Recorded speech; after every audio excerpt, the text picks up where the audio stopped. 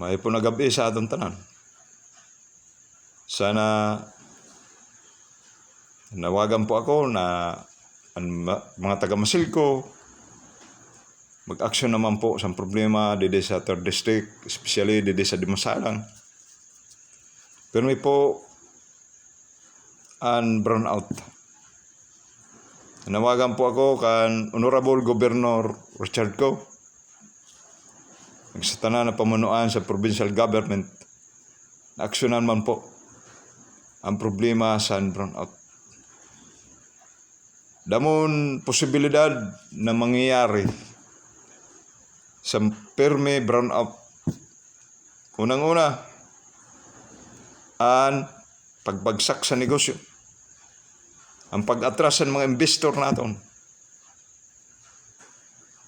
Ano pa? Ang pagbagsak sa iba pa na negosyo.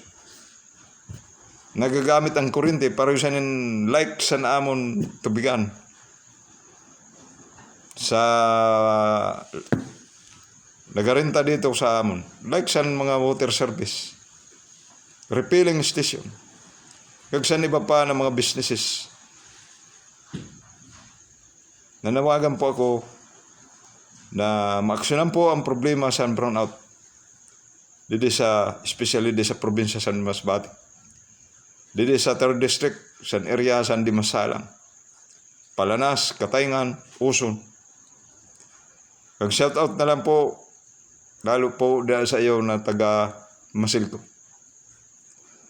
Nagangyan po si Pastor Bong, Vlogger Bong, na magkaigwasin action po hali sa iyo kag sa natong mahal na Gobernador Richard Co. Kag sa atong mahal na Congressman Big Boss Tony, Congressman Tony Co. Kag 3rd District Congressman Tonton ko. Kag Madam Olga, maaksyon naman po ang problema sa brownout. Amula po na akong ginangay.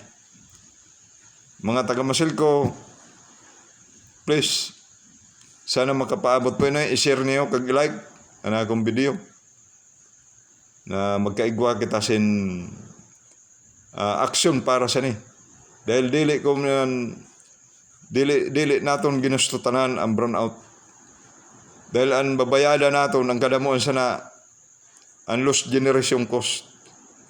Mas lalo nagadako. So, good, Congressman. Please, aksyonan naman po. Kag sa tanan ng mga ada sa Masilco, nawagan pa ako. Salamat, kag may nagabi sa atong tanan. Shout out.